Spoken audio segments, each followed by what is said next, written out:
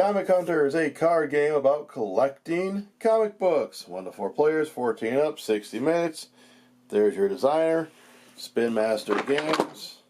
Arcane Wonders. You'll see when I was trying to get the sticker off, it ripped my box somewhat.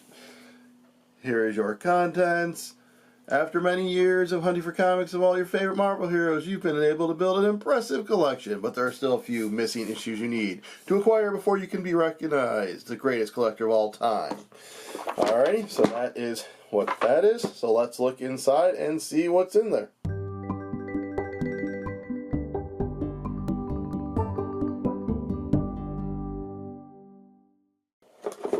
Let's get this open. We have our rule book. Let's push that aside. The back flavor text, your overview and your objective, the contents, 135 comic book cards. Here's your setup. Here's your reference page for all the different icons and highlights and market value badges.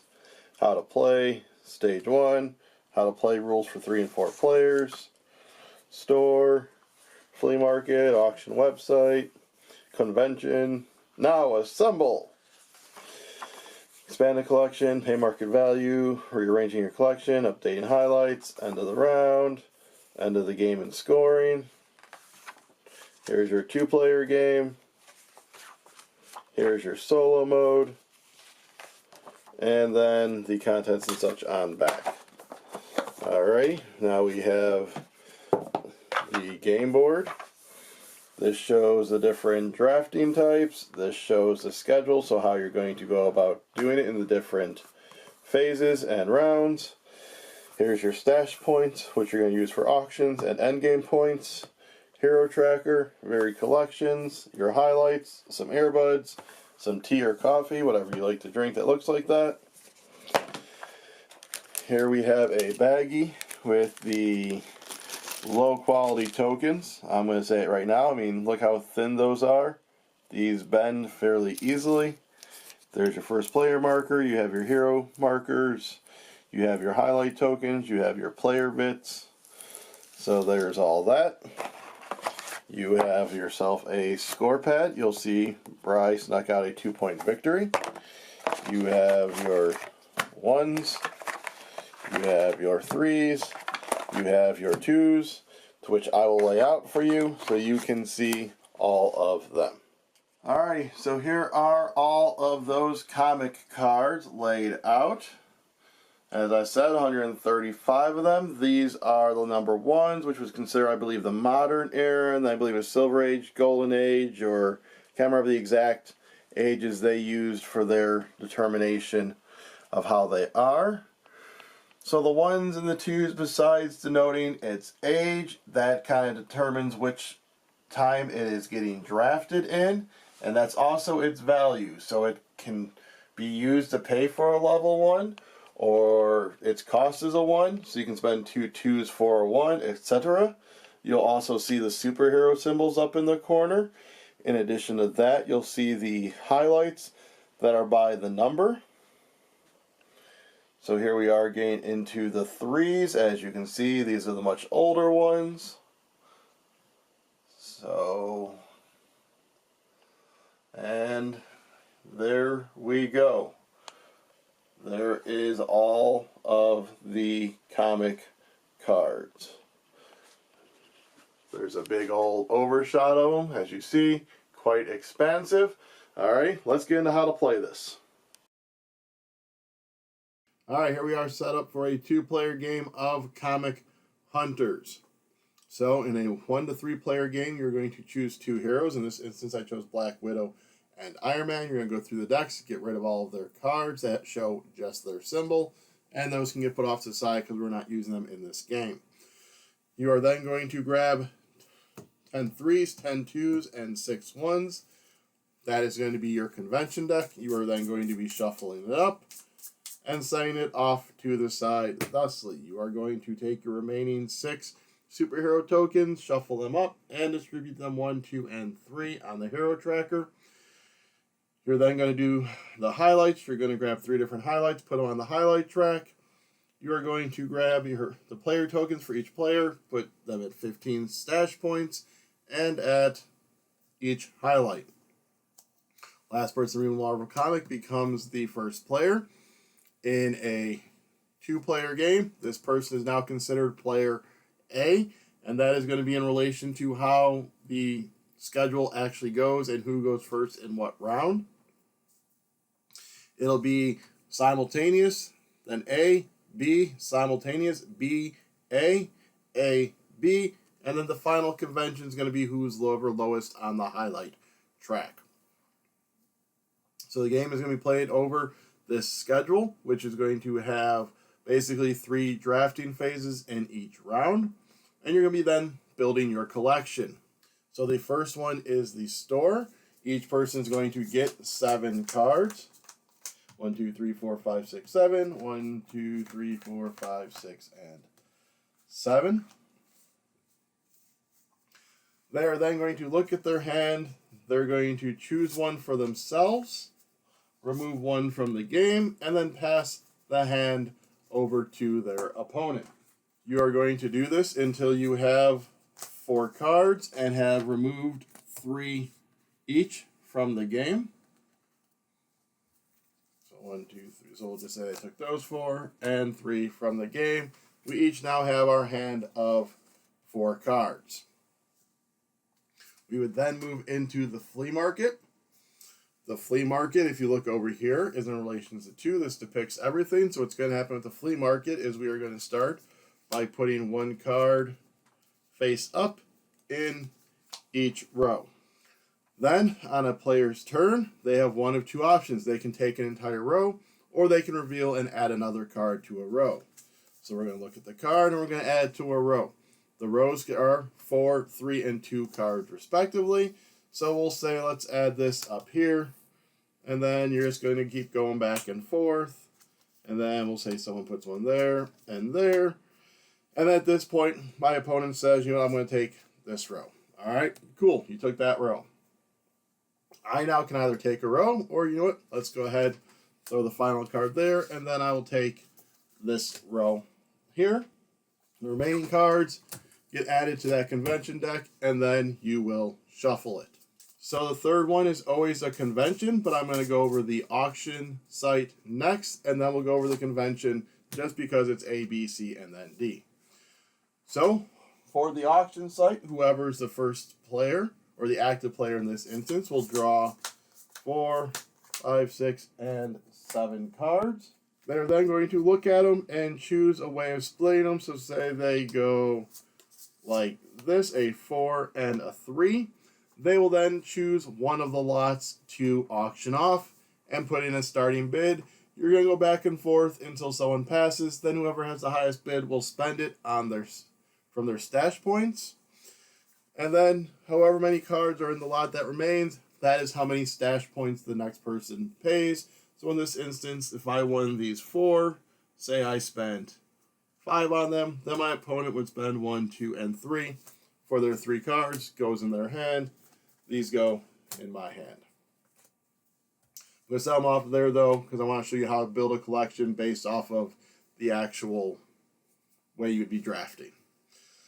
So then, as I said, each one ends with the convention, which is you have this deck shuffled up.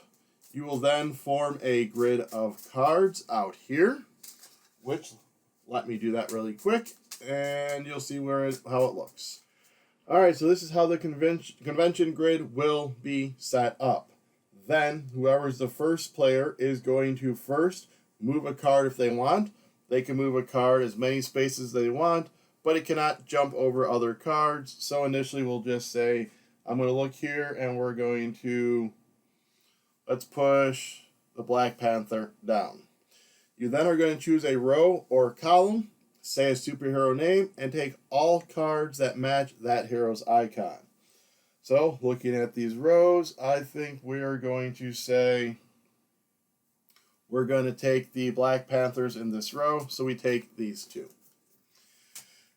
Then what's going to happen is my opponent is going to go and then go again. So let's have them say they want to push Hulk, they can go over and up. They're going to go in this row and say Spider-Man, like such. And then they will move Hulk over and say Hulk and take these, which would then leave it my turn. And I'm looking and they didn't leave me much goodness. So I'm kind of just looking. That row's pretty nice. I could possibly bring someone around, but I basically want to try and grab as many cards of one hero as I can, which means I'm going to just bring this Spider-Man over and say Spider-Man because I like that this is a value 3. Whatever cards are left will get collected back up,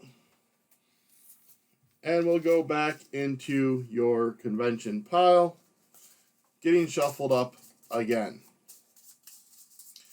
So, after the convention, what you are going to do is you are going to attempt to complete or assemble your collections. So you're going to be looking at all the cards in your hand.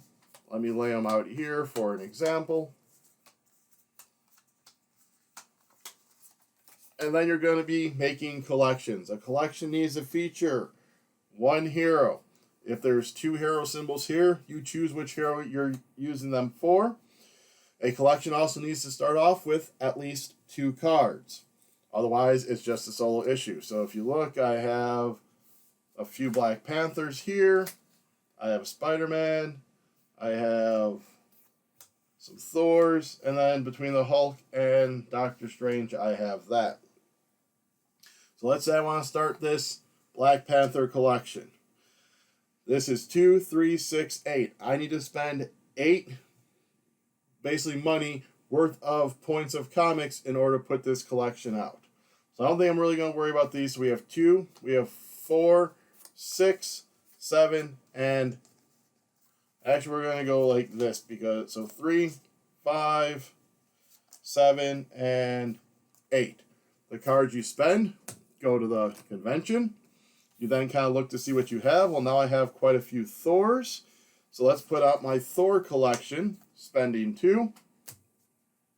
And then this card I can carry over to my next turn. You can carry over a maximum of 2. The other thing you're now going to look at is these highlights. So I have 1, 2, 3. I have 4 number 1s. So I'm going to take my token, move it to 4. I don't have any first, but versus I do have 2. So I'll move these over to 2. So we would do in the first one, store, flea market, convention, assemble. Then store, auction site, convention, assemble, flea market, auction site, convention, assemble. In future turns, if I add to a collection, if I have my collections out here and say I want to, let's see, do I have something? Say I want to put this Thor in this collection. I can discard the Thor for 3. I'll make sure I adjust my token accordingly. And then this just gets added to that collection. Say in the future I have this Captain America collection. I can now choose, because Captain America is here, I can move it from my Black Panther over to my Captain America. That does not cost me any money because it has already been part of my collection. I am just adjusting it. The reasons why you'll want to adjust your comics is for endgame scoring purposes. So you're going to score, let's look here, at your collection size. So the first thing is you're going to look at this hero tracker. So for Captain America, if I have 3 to 4 comics, it's worth 6 and it goes up. Thor and Spider-Man here. Black Panther, Doctor Strange, and Hulk is in that bottom row. So I'm going to see how big my collections are. So I have 3 size 3s, so this is going to be 6, 10, that'd be 15 points. Obviously my collection will be bigger than this at the end of the game. This is just an example. So that'd be 15 points for my collection size. You then look at your varied collections. In order for a collection to count, it needs to have at least 3 cards in it. So you need to have 3 collections with 3 cards, which in this instance I do, which would score me 5 points because it's based on different hero. You can never have more than, let's say, 1 Thor collection. You can't have 2 that be combined. So, depending on how many different heroes you have with at least 3 cards each, you'll score that many points. You'll score points based on where your secret stash ends up. And then you're going to look down here at the highlights. In a 2-player game, whoever has the most gets 15. Whoever has the second most gets 8 points. Total all that up. Highest points means greatest collection, which means you won. So that is the basics on how to play Comic Hunters 2-player. The difference with other player counts is basically how the drafting mechanisms work, and then obviously how many points you get for the highlights. And if you are at the full 4-player count, you play with all of the heroes. Thank you for watching. Hope you enjoyed. Hope you'll go down and like, subscribe, comment, share, and ring the bell. And until next time, Excelsior!